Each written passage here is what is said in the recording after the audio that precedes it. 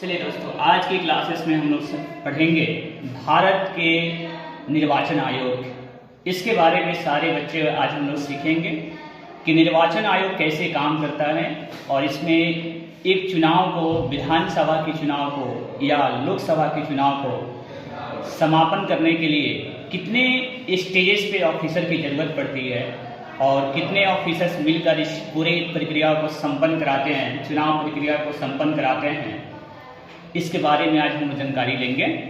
तो चलिए सबसे पहले हम मिलते हैं भारत निर्वाचन आयोग। एक ऐसा आयोग है जो भारत में जितने भी विधानसभा या लोकसभा की चुनाव होती है उसको ये चुनावी प्रक्रिया को संपन्न कराने का पूरी जिम्मेदारी हमारे इस चुनाव आयोग के पास होता है।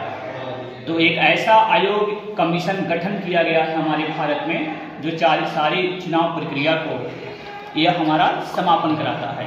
तो चलिए सबसे पहले हम लोग पढ़ते हैं यह भारत चुनाव निर्वाचन आयोग, इसको बोलते हैं इलेक्शन कमीशन ऑफ इंडिया। इसको शॉर्ट नेम में कहा जाता है ईसीआई। ईसीआई का फुल फॉर्म होता है इलेक्शन कमीशन ऑफ इंडिया।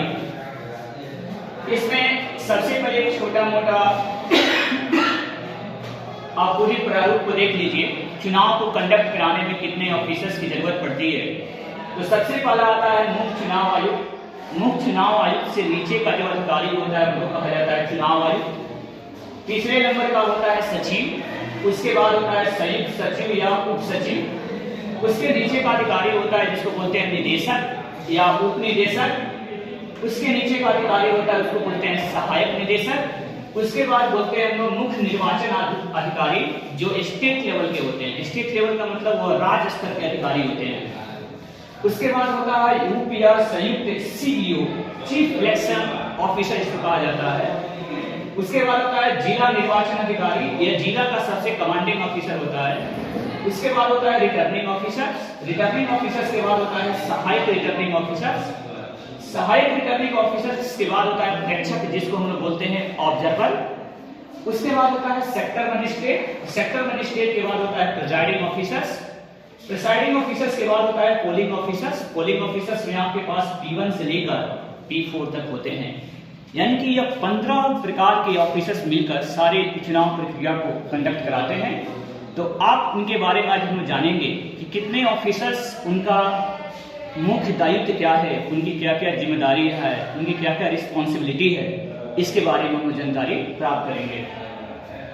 पहला होता है मुख्य चुनाव आयुक्त, जिसको एक चुनाव भारत निर्वाचन आयोग का सबसे बड़ा अधिकारी होता है। इसको बोलते हैं मुख्य चुनाव आयुक्त। यानी कि पूरी चुनाव की प्रक्रिया को संपन्न कराने का इस सबसे जिम्मेदार पर्सन है और आपको देखना होगा। तो इसको बोलते हैं चीफ इलेक्शन कमिश्नर। इसको हम लोग बोलते हैं शॉर्ट नेम में CEC, चीफ इलेक्शन कमिश्नर। इसको बोलते हैं चीफ इलेक्शन कमिश्नर। ये हमारी चुनाव आयुक्त, भारत चुनाव आयुक्त का सबसे बड़ा अधिकारी होता है। इसके बाद हम लोग इनकी क्या क्या दायित्व है।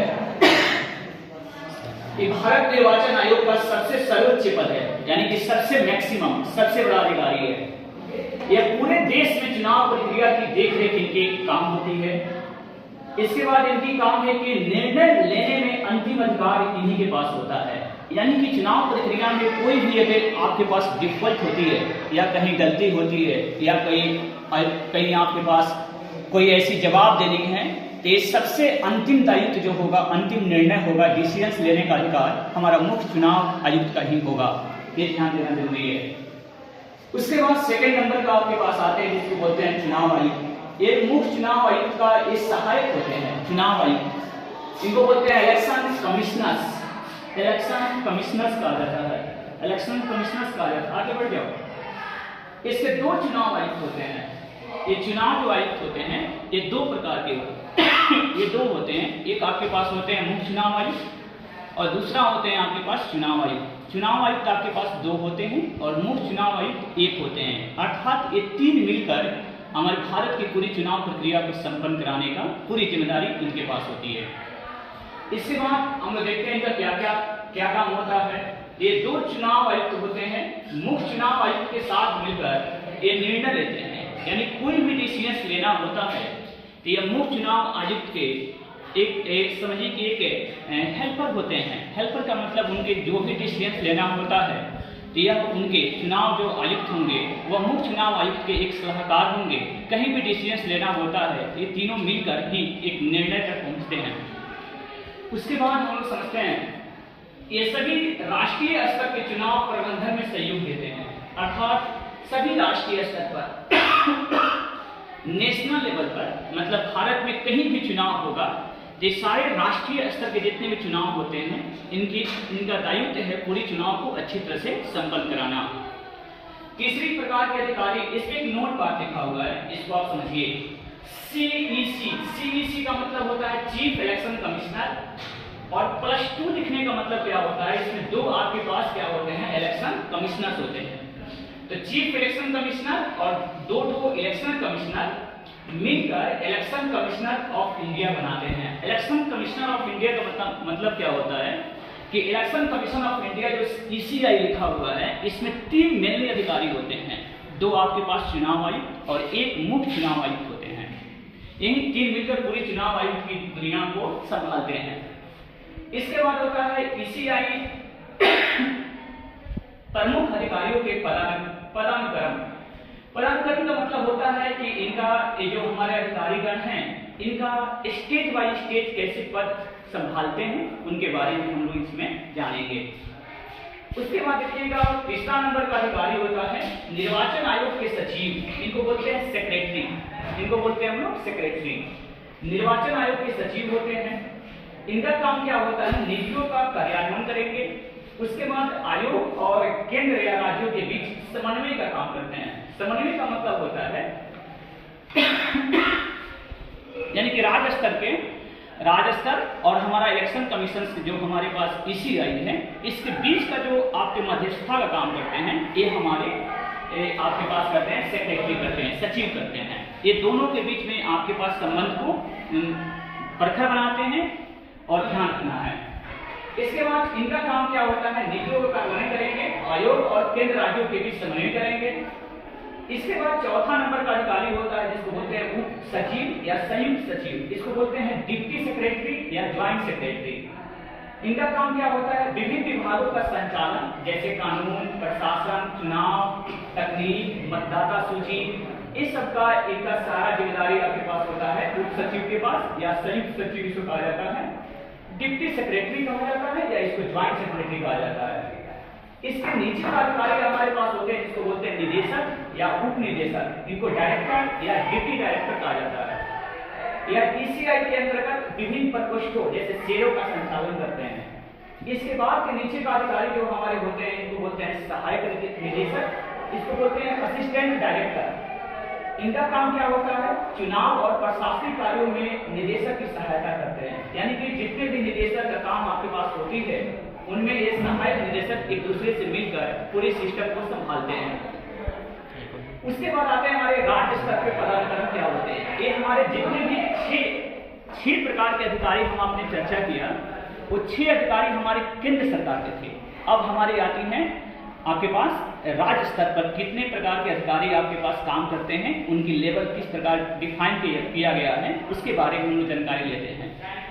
इसके बाद आते हैं राज्य स्तर पर। राज्य स्तर पर क्या क्या होता है, राज्य स्तर पर मुख्य निर्वाचन अधिकारी होता है जिसको बोलते हैं CEO, इसको चीफ इलेक्टोरल कमिश्नर कहा जाता है। मतलब आपसे पूछा जाएगा कि राज्य का सबसे बड़ा इलेक्शन का पदाधिकारी कौन है, तो उसको बोलते हैं CEO। इसको बोलते हैं चीफ इलेक्टोरल ऑफिसर कहा जाता है।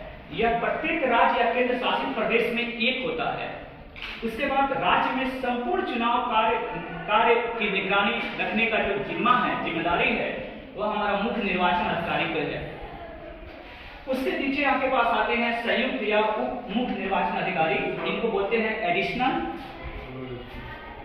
बोलते हैं संयुक्त उप मुख्य निर्वाचन अधिकारी, इनको बोलते हैं एडिशनल या ज्वाइंट या डिप्टी CEO का मतलब होता है यहाँ पे चीफ इलेक्टोरल ऑफिसर कहा जाता है। ये CEO का मुख्य सहायता करते हैं और राज्य चुनाव से संबंधित सभी विभागों का क्या करते हैं, संचालन करने का जिम्मेदारी हमारे पास एडिशनल, ज्वाइंट या डिप्टी CEO के पास होता है। इसके बाद आते हैं हमारे राज्य स्तर के, आपके पास 2 अधिकारी होते हैं, 7 नंबर और 8 नंबर, 7 नंबर और 8 नंबर। इस 2 अधिकारी हमारे राज्य स्तर के होते हैं। इसके बाद आते हैं हमारे जिला स्तर। जिला स्तर के कितने अधिकारी होते हैं इनके बारे में हम लोग जानकारी लेते हैं। जिला स्तर पे देखिए आपके पास होते हैं जिला निर्वाचन अधिकारी। जिला निर्वाचन अधिकारी जो होते हैं यह हमारे जिला का सबसे बड़ा अधिकारी होता है। चुनाव जहां भी हमारे पंचायतों में, हमारे प्रखंडों में, हमारे अनुमंडल में अगर चुनाव अगर हो रही है तो सारी जिम्मेदारी आपके पास, सारा का हेड हमारे पास है एक अधिकारी जिसको बोलते हैं हम लोग जिला निर्वाचन अधिकारी कहा जाता है। जिला निर्वाचन अधिकारी में आपके पास या तो डीएम साहब होंगे या आपके पास डीडीसी होंगे या आपके पास डीईओ होंगे, डिस्ट्रिक्ट एजुकेशनल ऑफिसर्स, या तो डीईओ होंगे या तो डीएम होंगे या तो डीडीसी होंगे। आपके पास दो ऑप्शन दिया जाता है या तो डीईओ होंगे या तो डीएम और डीडीसी, दोनों में से कोई एक हो सकता है। लेकिन जनरली तौर पे आमतौर पर जिलाधिकारी का मतलब होता है डिस्ट्रिक्ट मजिस्ट्रेट, जिसको हम लोग डीएम कहा जाता है। यह डीएम साहब ही हमारे जिला निर्वाचन अधिकारी होते हैं। ये पूरे जिले की अगर आपको चुनाव की प्रक्रिया को संपन्न कराने की अगर सबसे बड़ा जिम्मेदारी हमारे पास मिलती है तो हमारे पास यह हमारे जिलाधिकारी के पास होते हैं। जिलाधिकारी के पास होता है, यह हमारे आमतौर पर यह जिलाधिकारी होते हैं। जिले में चुनाव की संपूर्ण जिम्मेदारी की अगर जिम्मेदारी किसी के पास होता है तो हमारे जो जिला निर्वाचन अधिकारी होते हैं उन्हीं के पास होता है। इसके बाद इनके जिला अधिकारी के नीचे आपके पास 10th नंबर का जो ऑफिसर्स होते हैं इनको बोलते हैं रिटर्निंग ऑफिसर्स, जिसको हम लोग इंग्लिश में आरओ बोलते हैं। रीजनल ऑफिसर्स कहा जाता है इनको, रिटर्निंग ऑफिसर्स कहा जाता है आरओ को। इनका काम क्या होता है तो निर्वाचन क्षेत्र या लोकसभा या विधानसभा के लिए नामांकन, मतदाता परिणाम की घोषणा की जिम्मेदारी होती है। अर्थात निर्वाचन क्षेत्र में, ये निर्वाचन क्षेत्र या तो अभी हम लोग विधानसभा के चुनाव हो रही है, कुछ दिन पहले लोकसभा के चुनाव हुई थी, तो लोकसभा या विधानसभा के चुनावों के जितने भी हमारे इनके पास नामांकन होना चाहिए या मतदाता सूची चाहिए या मतदाता का परिणाम की घोषणा करनी है, इस सारी जिम्मेदारी का आपके पास होता है आरओ के पास होता है, जिसको बोलते हैं रिटर्निंग ऑफिसर के पास होता है। इनके बाद क्या ऑफिसर्स हमारे जिला में होते हैं सहायक रिटर्निंग ऑफिसर, जिसको बोलते हैं ARO, assistant returning officers. RO की सहायता करने वाला अधिकारी होता है। उसके बाद हमारे पास यह 11 जिला में देखेंगे तो 3 प्रकार के अधिकारी मिलने होते हैं। एक होते हैं जिला निर्वाचन अधिकारी, या तो डीओ होंगे या तो डीएम होंगे या तो डीडीसी होंगे। उसके बाद हमारे पास रिटर्निंग ऑफिसर्स होते हैं और दूसरा होता है एआरओ। ये 3 प्रकार के ऑफिसर्स हमारे जिला लेवल तक होते हैं। उसके बाद हमारे पास आते हैं मतदान केंद्र स्तर पर पदाधिकारी, यानी कि हमारे जिला के सारी टीम्स, उनमें 3 अधिकारी होते हैं। उन तीनों अधिकारी के द्वारा फिर ऑफिसर्स को यहाँ पे नियुक्त किया जाता है, जिस हमारे पास जो मतदान केंद्र पर होते हैं। मतदान केंद्र पे सबसे बड़ा जो अधिकारी होता है उसको बोलते हैं ऑब्जर्वर, इसको बोलते हैं प्रेक्षक। यह प्रेक्षक होता है, चुनाव प्रक्रिया को निष्पक्षता देखते हैं। यह चुनाव आयोग द्वारा नियुक्त किया जाता है।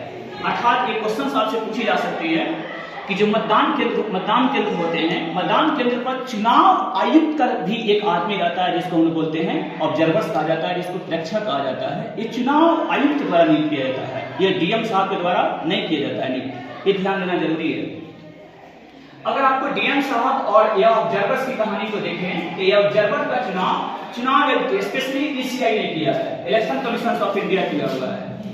यह ऑब्जर्वर्स जो होता है यह चुनाव आयुक्त द्वारा नियुक्त किया गया है। उसके बाद आते हैं हमारे पास 13 नंबर का ऑफिसर, जिसको बोलते हैं सेक्टर मजिस्ट्रेट कहा जाता है। सेक्टर मजिस्ट्रेट या जोनल ऑफिसर्स कहा जाता है। इनका काम क्या होता है तो कई बूथों का निगरानी करना होता है।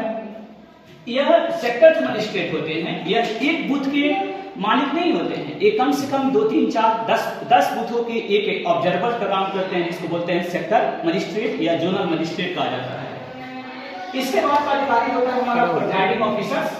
प्रिजाइडिंग ऑफिसर्स क्या इनका काम क्या होता है तो किसी एक मतदान केंद्र का बूथ का इंचार्ज होता है। मान लीजिए कहीं भी आपके पास अगर इलेक्शंस हो रही है, चुनाव हो रही है, तो उस पूरी टीम का मालिक जो होगा वो हमारा प्रिजाइडिंग ऑफिसर्स होगा, ये प्रिजाइडिंग ऑफिसर्स।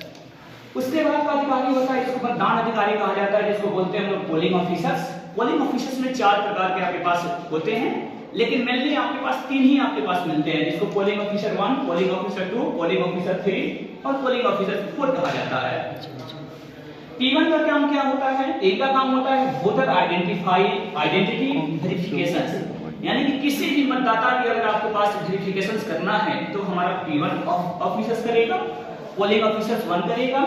P2 का मतलब होता है या वीवीपैट एक मशीन है जिसमें आपको जो भी आप चुनाव, वीवीपैट का मतलब होता है जैसे आप चुनाव देती हूँ, किसी भी अगर आप सिंबल पे आपने बटन को क्लिक किया तो उसकी पिक्चर जो है आपके पास यहाँ पे दिखाई देती है और वही पर्ची कट कर नीचे गिरती है। तो आपके मतदाता उससे क्या होते हैं, संतुष्ट हो जाते हैं कि जिस हमने बैनर पे वोट दिया है उसकी सेम फिगर आपको यहाँ पे दिखाई देगी। वो आपको मात्र 7 सेकंड तक आपको दिखाई देता है पर्ची, तो 7 सेकंड के बाद कटकर नीचे हो जाता है, जिससे मतदाता को संतुष्टि मिल जाती है कि हमने अगर इस छाप पे वोट दिया है तो उस छाप की हमने वेरिफिकेशन कर लिया। उसके बाद आता है आपके पास तीसरे नंबर की आपके पास पोलिंग ऑफिसर 3 का, इनका काम होता है वोटर रजिस्टर या सिग्नेचर या आपके पास इंक लगाने की जो हमारे पास व्यवस्था लगी हुई है चुनाव प्रक्रिया में, ये सारी की जिम्मेदारी हमारे पास P3 होते हैं। और P4 होते हैं क्यू या वोटर असिस्टेंस। इसका मतलब होता है क्यू मतलब पूरी लाइन प्रक्रिया को देखते हैं और आपके पास वोटर असिस्टेंस को, वोटर को या आपको जो भी सुविधा है ये आपको दिलवाते हैं। तो इस प्रकार के हमारे पास एक चुनाव प्रक्रिया को संभालने के लिए 15 प्रकार के आपके पास 15 स्टेजेस पे आपके पास जितने ऑफिसर्स का आपके पद अनुसार हुआ या आपके पास चुनाव आयुक्त के द्वारा हुआ, राज्य स्तर पे हुआ, जिला स्तर पे हुआ, मतदान बूथ तक हुआ, ये आपके पास पूरे स्टेजेस के बारे में आपको हमने इस वीडियो में बताया है। और आपको ये वीडियो कैसी लगी, आप जुड़े रहिए रिंकू सर के साथ। For this thanks a lot.